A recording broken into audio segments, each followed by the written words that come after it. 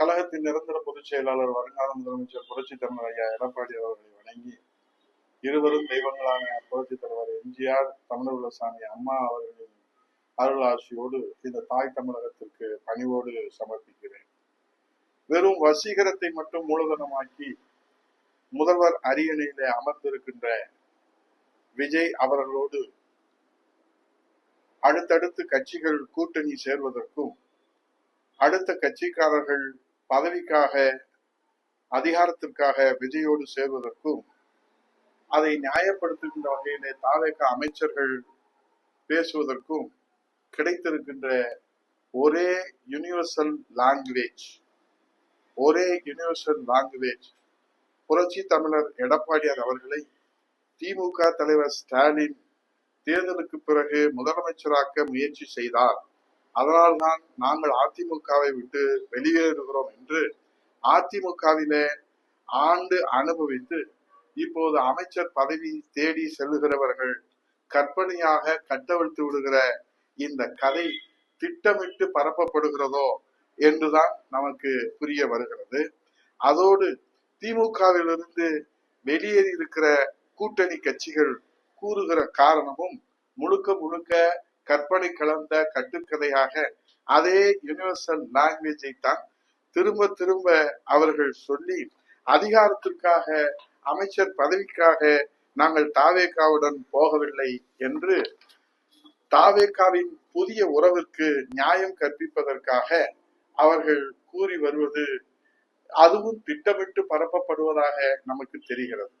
சரி, இது இப்படி என்றால் முதல்வர் விஜய் அவருடைய தலைமையிலே அமைச்சர்களாக இருக்கக்கூடிய 5 ஆண்டுகளிலே 5 கட்சி தாவிய மாண்புமிகு அமைச்சர் நிர்மல்குமார் அவர்கள் அதிமுகவினுடைய ஆயுளை பற்றி பேசுவதற்கு என்ன யோகியதையும் அருகதை இருக்கிறது என்பது நமக்கு புரியவில்லை, தெரியவில்லை. அப்படி ஏதாவது அவருக்கு தகுதியோ சேவையோ மக்கள் பணியிலே அவர் ஆற்றிய சேவையோ இந்த நாட்டு மக்களுக்கு அவர் எடுத்து சொன்னால் நன்றாக இருக்கும்.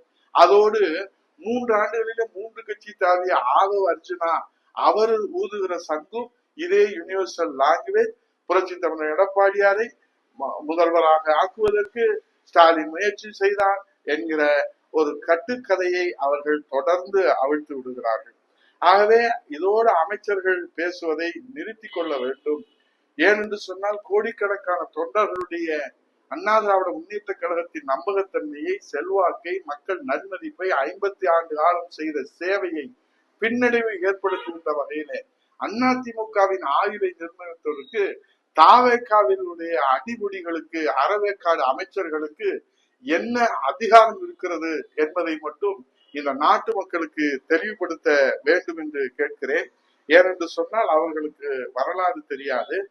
4.5 ஆண்டு காலம் முதலமைச்சராக இருந்த போதும் சரி, 5 ஆண்டு காலம் எதிர்கட்சி தலைவராக இருந்த போதும் சரி, புரட்சி தமிழர் ஐயா எடப்பாடியார் அவர்கள் திமுக தலைவர் ஸ்டாலினை பார்த்து பல்லிழிக்கிற வேலையும், பல்லை காட்டுகிற வேலையும், பல்லாக்கு தூக்குகிற வேலையும் எந்த நேரத்திலும், எந்த வடிவத்திலும், எந்த உருவத்திலும் இருக்கக்கூடாது என்பதிலே அம்மாவர்களைப் போல உறுதியாக இருந்தவர் என்பதற்கு பல சான்றுகள் இருந்தாலும் ஒரே ஒரு சான்று மட்டும் நான் இந்த நாட்டு மக்களுக்கு தெளிவுபடுத்த விரும்புகிறேன்.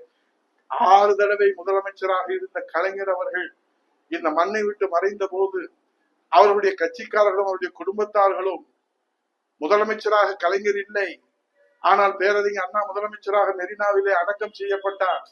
புரட்சி தலைவர் எம்ஜிஆர் முதலமைச்சராக அடக்கம் செய்யப்பட்டார். இதில் புரட்சி தலைவர் அம்மா அவர்கள் முதலமைச்சராகத்தான் நல்லடக்கம் செய்யப்பட்டார்கள். ஆனால் அந்த இடத்திலே ஒரு முன்னாள் முதலமைச்சருக்கு இடம் வேண்டும் என்று திமுக கட்சிக்காரர்களும் பெரியவர்களும் ஏன் நீதிமன்றத்திற்கே அவர்கள் சென்று அவர்கள் கோரிக்கை வைத்தார்கள். எடப்பாடியார் அவர்கள் தொடர்ந்து என் மனம் இடம் கொடுக்கவில்லை, அம்மா அவர்கள் மீது பொய் வழக்கு தொடுத்து அம்மா அவர்களுடைய மரணத்திற்கே காரணமாக இருந்தவர்களுக்கு இடம் கொடுப்பதற்கு என் மனம் இடம் கொடுக்கவில்லை என்று சொன்ன மன உறுதிக்கு இரும்பு மனிதனாக இருந்து தன்மானத்தை காத்த சன்மான சிங்கமாக புரட்சி தலைவர் எடப்பாடியார் அவர்கள் ஒரு உண்மை ரகசியத்தை நான் போட்டு உடைக்கிறேன். அந்த இடம் கொடுப்பதற்கு நீதிமன்றம் உத்தரவிட்ட பிறகு அந்த கோப்பு முதலமைச்சர்களுக்கு வருகிற போது முதலமைச்சர் தான் அந்த கோப்பிலே கையெழுத்திட வேண்டும். ஆனால் என் மனசாட்சி இடம் கொடுக்கவில்லை.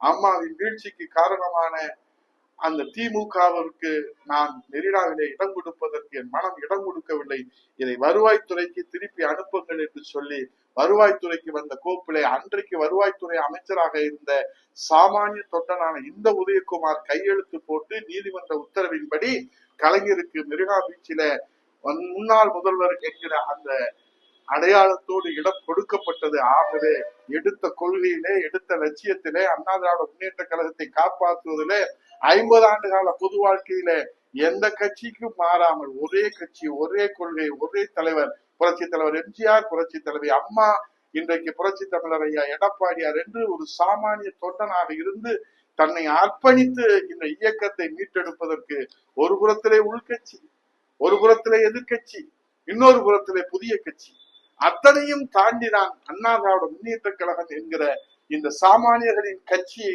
தலைமை தாங்கி வழிநடத்தி கொண்டிருக்கிறார் புரட்சி தமிழர் எடப்பாடியார் என்கிற அந்த சாமானியர். ஆகவே அந்த சாமானியர் மீது ஆதாரம் இல்லாமல் அவதூறுகளை கட்டவிழ்த்து விடாதீர்கள். ஏதோ இவர்கள் எல்லோரும் புரட்சி தமிழர் எடப்பாடியாரும் திமுக தலைவர் ஸ்டாலின் அவர்களும் முதலமைச்சராக எடப்பாடியார் அமர வைப்பதற்கு பேசி முடித்து பொன்னாடை போற்றி பூச்செண்டு கொடுத்து ஒப்பந்தம் போட்டு அப்போது இவர்கள் பக்கத்திலே இருந்து பார்த்ததை போல இவர்கள் சொல்வது அரசியல் மாண்பு இல்லை, அரசியல் மரபு இல்லை.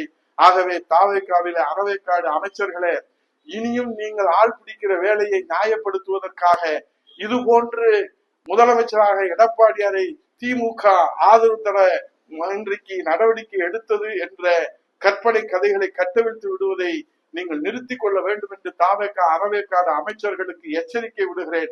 அதோடு கண்ணியத்தோடு கட்சி நடத்தி கொண்டிருக்கிற மக்கள் சேவையில மகத்தான சேவை புரிந்து வருகிற அனைத்து கட்சிகளும் நீங்கள் கூட்டணியில எங்கு வேண்டுமானாலும் இருக்கலாம், யாரோடு வேண்டுமானாலும் இருக்கலாம். அது உங்களுக்கு உள்ள சுதந்திரம், உங்களுக்குள்ள உரிமை. அதற்காக அண்ணா திராவிட முன்னேற்ற கழகத்தினுடைய நம்பகத்தன்மையை நீங்கள் பின்னடைவு ஏற்படுகின்ற வகையில இப்படி நடந்திருக்கிறது, அப்படி பேசினார், இப்படி பேசினார் என்று சொல்வது அது அரசியல் மரபாக இருக்காது, அரசியல் மரபு மீறல் என்பதை பணிவோடு தெரிவித்து விசுவாசத்தோடு சொல்லுகிறேன், எச்சரிக்கையோடு சொல்லுகிறேன். அண்ணா திராவிட முன்னேற்ற கழகம் இந்த தாய் தமிழ்நாட்டு மக்களுக்காக பிறந்த இயக்கம், அதிகாரத்திற்காக பிறந்தது அல்ல. அண்ணா திராவிட முன்னேற்ற கழகம் இந்த தாய் தமிழ்நாட்டில் இருக்கிற ஏழை எளிய சாமானிய மக்களுக்காக பிறந்த இயக்கம். இந்த இயக்கத்தை பின்னடைவு ஏற்படுத்துவதாக பொதுச் செயலாளர் புரட்சி தமிழர் எடப்பாடியார் மீது அவதூறுகளை ஆதாரம் இல்லாமல் அள்ளித்தளிக்க வேண்டாம் என்று உங்கள் பாதம் பணிந்து பணிவோடு வணங்கி கேட்டு ஒரு சாமானிய தொண்டனின் குமரலாக இதை உங்கள் முன்னால் வைத்து தமிழ்நாட்டு மக்கள் முன்னால் வைத்து விடைபெறுகிறேன். நன்றி, வணக்கம்.